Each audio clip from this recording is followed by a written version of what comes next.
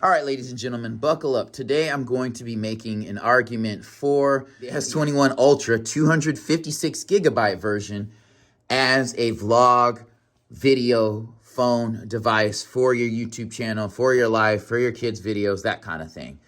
We'll start with number one, and I'm just going to fly through this to try to keep it brief. Why a phone? Ease of use, portability, and battery life. Well, you can take hours of footage or lengthy clips of footage on a single battery charge. You can hold a ton of footage on a single device without swapping out SD cards. You can edit the information and video on this device. You don't have to use the stock video editor. You can use different video editors just to edit. I would highly recommend purchasing one. Some of them are like $5 a month. That subscription fee is very low. That's a low cost of entry. And this is just so portable. So when you go somewhere, when people see you pull out a camera, whether you're at a family event or a friend's function, it's kind of a little bit more intimidating. They're like, oh, he's serious.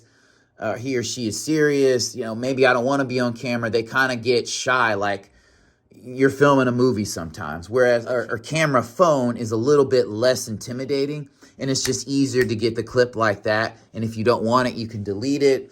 And then just prep work. You don't really have to do a lot of prepping. You don't really need a lot of skill. You can put a lot of phones on auto, and you're not going to maximize the footage that comes out of them. You definitely do that in like a pro mode, adjusting things like ISO and different things like that. But just starting off, this is a great place to start. All right, we'll go wide angle here. So this is the student center. I think it's just a place for students to kind of hang out and gather. There's not a ton of room in the lobbies of the dorms because they're old school, but I think in here there's pool tables, probably some air hockey, probably a little cafeteria where you can grab stuff. So, I mean, you could come from class over here, walk down here, go into the student center. I mean, if you have 10, 15, 20K, you know, you can put into a DSLR camera, lighting and all that stuff, do it. But also, you know, with that stuff, it's harder to take around and you can damage it a lot easier if your life is hectic, if it's just something crazy going on, and it just takes a lot more setting up. That's why I would choose a phone initially.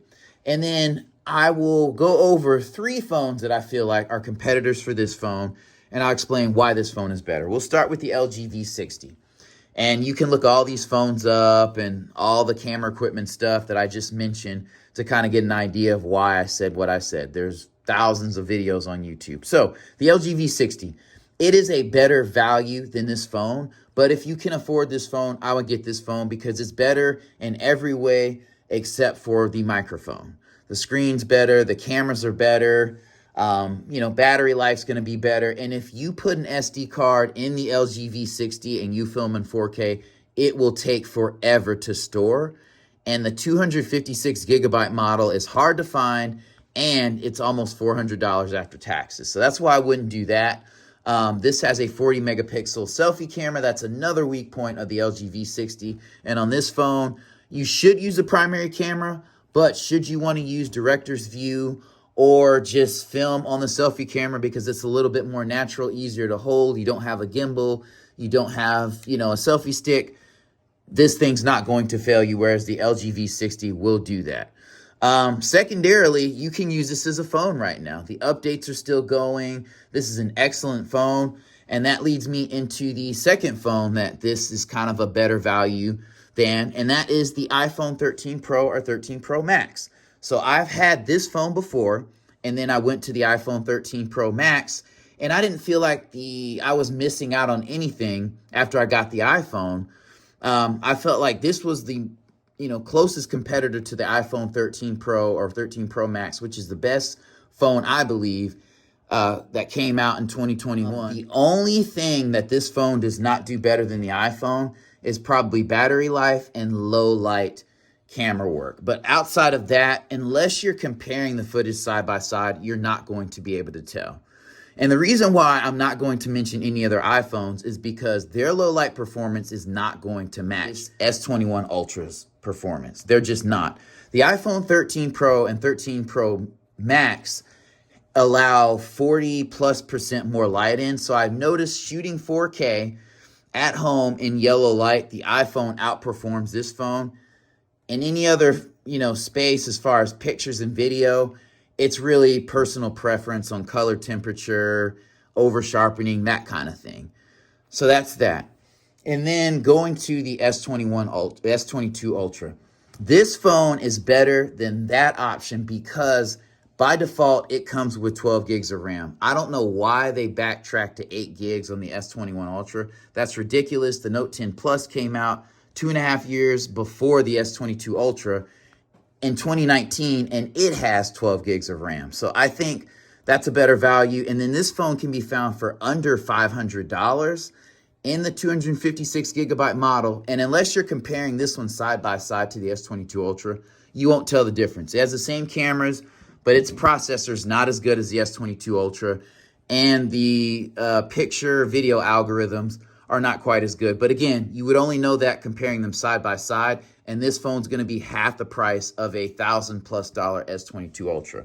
So that's briefly why I would get this phone. Yeah, I love that wall of gold. And this blue wasn't there. Like, there wasn't blue on the edges of this building. I think it was just white. And then the gold. But just look at that. Like, it's so illustrious. And I like that.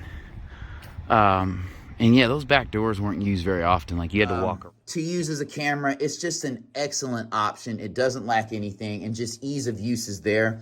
I cannot stress enough how convenient it is to go somewhere, take a ton of footage, and be able to edit it on the phone, in your hotel room, at that relative's house, right before you're going to bed, whether you're just cutting and splicing little clips or cutting things out and posting the video, or you're doing a little bit more detailed stuff with, maybe some light color correction, that kind of thing. If you're just starting off a channel, you have a couple hundred, a couple tens of subscribers, things like that, this phone will not let you down. And if you can afford it, get this over the LG V60.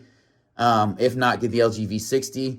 You can get the iPhone. One thing that makes this better than the iPhone 13 Pro and Pro Max is that the price. The prices on Android's free fall a lot better than iPhones. iPhones are going to be like $800+ for a decent model.